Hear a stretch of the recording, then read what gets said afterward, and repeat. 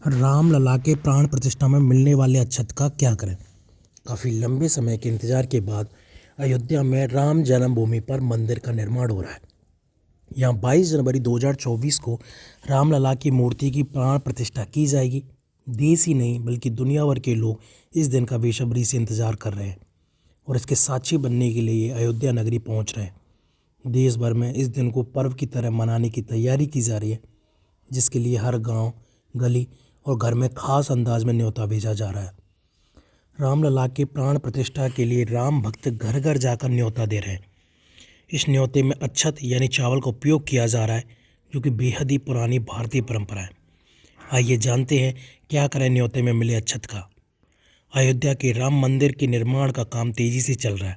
दूसरी ओर रामलला की मूर्ति की भव्य प्राण प्रतिष्ठा समारोह की तैयारियां चल रही हैं। ऐसे में कोई घी, चीनी तो कोई सब्जी अपने आराध्य को अर्पण कर रहे हैं। मगर सबसे खास सौगात रामलला की ननिहाल से आई है।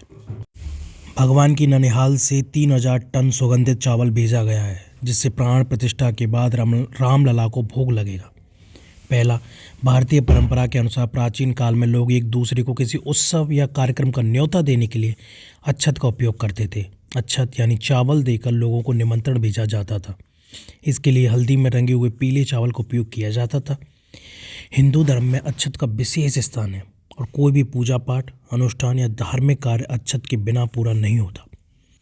भगवान राम की मूर्ति की प्राण प्रतिष्ठा में शामिल होने के लिए देश भर से लोग पहुंचने वाले हैं। इसके लिए राम भक्त गली गली जाकर पीले चावल देकर इस कार्यक्रम में शामिल होने का निमंत्रण भेज रहे हैं। इसमें एक लिफाफे में थोड़े से पीले चावल हैं, जिसमें निमंत्रण माना जाता है। जिन लोगों के घर में रामलला के प्राण प्रतिष्ठा का निमंत्रण गया है, वह यह सोच रहे हैं कि निमंत्रण मिले अक्षत यानी चावल का क्या करें। तो बता दें कि धार्मिक दृष्टिकोण से अक्षत का विशेष महत्व है और इसे पूजा पाठ व तिलक के मुख्य रूप से उपयोग किया जाता है। इसलिए निमंत्रण में आए अक्षत को अपने घर की तिजोरी में रख दें तो कभी धन की कमी नहीं होगी और भंडार भरे रहेंगे। वहीं इस अक्षत को मंदिर में भी रख सकते हैं। मंदिर में पूजा पाठ या तिलक लगाते समय इस अक्षत का उपयोग करें, जिसे सीधे भगवान का आशीर्वाद माना जाता है। दूसरा, धार्मिक मान्यताओं के अनुसार कोई भी पूजा पाठ का कार्य हो, उसमें चावल का उपयोग ज़रूर किया जाता है। हिंदू धर्म में धार्मिक कार्य के दौरान तिलक लगाया जाता है, तो उसमें भी चावल लगाया जाता है। कहा जाता है पीले चावल का उपयोग करने से देवी देवता प्रसन्न हो जाते हैं। इसलिए रामलला की प्राण प्रतिष्ठा के शुभ मौके पर आमंत्रण पत्र के साथ पीले चावल को भी दिया जा रहा है।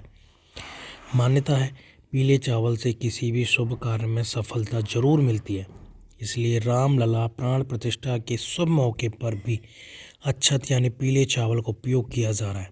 विश्व के राम भक्तों से निवेदन है कि प्राण प्रतिष्ठा के दिन वे पूर्वान्ह 11 बजे से अपराह्न 1 बजे के मध्य अपने ग्राम, मोहल्ले, कॉलोनी में स्थित किसी मंदिर के आस पड़ोस के राम भक्तों को एकत्रित करके भजन कीर्तन करें। टेलीविज़न या कोई पर्दा, LED स्क्रीन लगाकर अयोध्या का प्राण प्रतिष्ठा समारोह समाज को दिखाएं। शंख ध्वनि, घंटानाद, आरती करें, प्रसाद वितरण करें। राम भक्त घर घर जाकर पीले चावल तो दे ही रहे हैं, साथ ही वो एक आमंत्रण पत्र भी दे रहे हैं, जिसमें लिखा है कि आप लोग सपरिवार अयोध्या में आकर प्रभु श्री राम जी की कृपा प्राप्त करें। साथ ही उन राम भक्तों के लिए भी लिखा है जो किसी कारणवश नहीं आ सकते, तो वो जिस जगह पर भी हों, शाम के समय अपने घर के सामने दीपक जलाएं। इस दिन को ठीक उसी तरह मनाने की अपील की जा रही है जैसे सब लोग दिवाली के दिन दीपक जलाकर दीपोत्सव मनाते हैं। तीसरा, चावल शुक्र ग्रह का प्रतिनिधित्व करता है, इसलिए शुक्र ग्रह से धन, वैभव, लक्ष्मी, समस्त भौतिक सुख सुविधाएं प्राप्त होती हैं। इसका लाभ लेने के लिए चावल को लाल रेशमी कपड़े में बांधकर अपनी तिजोरी में रखना चाहिए। ऐसा करने से मंगल और चंद्र दोनों सक्रिय होकर लक्ष्मी योग का निर्माण करेंगे। इससे घर में खुशियाँ आएंगी। राम मंदिर से मिले चावलों का बहुत महत्व होता है, इसलिए रामलला के प्राण प्रतिष्ठा के दिन इन चावलों से खीर बनाई जा सकती है। इसके बाद इस खीर को परिवार के साथ प्रसाद के रूप में ग्रहण करें और दूसरों में भी बांटें। ऐसा करने से घर में समृद्धि बनी रहेगी। श्री राम मंदिर से आए चावलों का क्या करें, इस सवाल पर डॉक्टर गौरव दीक्षित बताते हैं कि रामलला के प्राण प्रतिष्ठा के लिए न्योता में मिले चावलों का विशेष महत्व है। ये शुभता की भी निशानी माने जाते हैं। इसलिए जब भी आप शुभ कार्य करने के लिए घर से निकल रहे हैं तो इन चावलों को तिलक के रूप में मस्तक पर लगा सकते हैं। ऐसा करने से भी कोई भी कार्य आसानी से बन जाता है।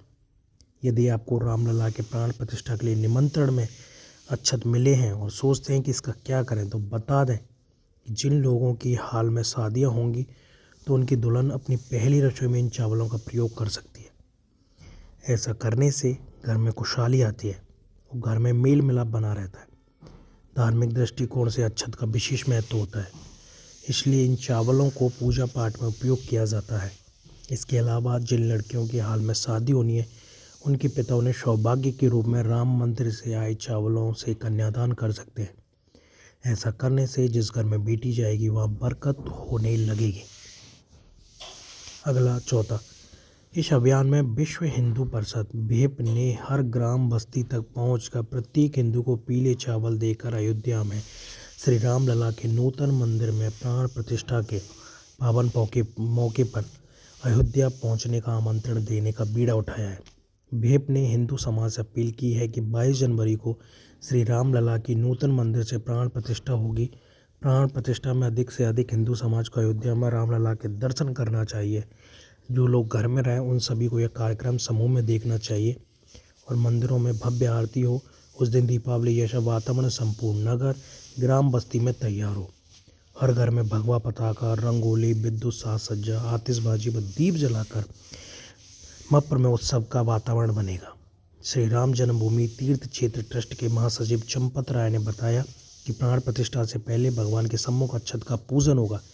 अक्षत यानी जिसका क्षय नहीं है, टूटा हुआ नहीं है, चावल, और वह पूजित चावल देश भर में एक सिस्टम के अंतर्गत वितरित होंगे और निवेदन किया जाएगा कि आनंद उत्सव के दिन प्राण प्रतिष्ठा का कार्यक्रम अपने अपने मंदिरों में मनाएं। 5वां, ट्रस्ट की तरफ से चंपत राय ने बताया कि प्राण प्रतिष्ठा के पश्चात भगवान का जो विग्रह प्रतिष्ठित होगा उसको फोटो लिया जाएगा और उस फोटो को छपवाया जाएगा। अयोध्या आने वाले प्रत्येक दर्शनार्थ को वह फोटो प्रसाद के साथ दिया जाएगा ताकि 1-2 साल में हिंदुस्तान के कम से कम 10 करोड़ लोगों के घरों में वह चित्र पहुंच जाए। महामंडलेश्वर स्वामी राम गोपाल दास ने भी समझाया है कि अक्षत निमंत्रण क्या होता है। उन्होंने बताया कि अक्षत का शाब्दिक अर्थ है जिसका क्षय न हो। उन्होंने कहा कि भारतीय दर्शन में मृत्यु के पश्चात राम नाम सत्य है कहा जाता है। श्री राम के रूप में मरने के बाद भी हम बने रहते हैं। उन्होंने कहा कि अक्षत आत्मा का ध्यान कराता है। उन्होंने समझाया कि ट्रस्ट ने इसका प्रतिनिधित्व दर्शाया है कि ऐसा मंदिर बने जो कभी नष्ट न हो। निर्माण में भी इसका ध्यान रखा गया है। महामंडलेश्वर स्वामी राम गोपाल दास ने समझाया कि हमारा संबंध भगवान से अक्षत का है। जीवन का ईश्वर से नित्य संबंध होता है, यानी ऐसा संबंध जो कभी नष्ट नहीं होता है। उन्होंने कहा कि भगवान के साथ हमारे अनंत संबंध होने, मंदिर के सनातन होने का प्रतीक ही अक्षत है। दान के ऊपरी हिस्से के निकल जाने के बाद जो चावल बचता है, अक्षत में उसका उपयोग किया जाता है। कहीं कहीं हल्दी, सुपारी और तुलसी दल का प्रयोग भी किया जाता है। उन्होंने समझाया कि गोस्वामी तुलसीदास ने भगवान श्री राम को दही भात खाते हुए देखा था, इसलिए इसे महाप्रसाद भी कहा गया है। उन्होंने कहा कि अक्षत के माध्यम से जो न्योता दिया जा रहा है वो ईश्वर की अंतरात्मा का प्रतिनिधित्व करता है। दान का ये ईर्षा धन्यता की ओर ले जाए, इसकी कामना की जाती है।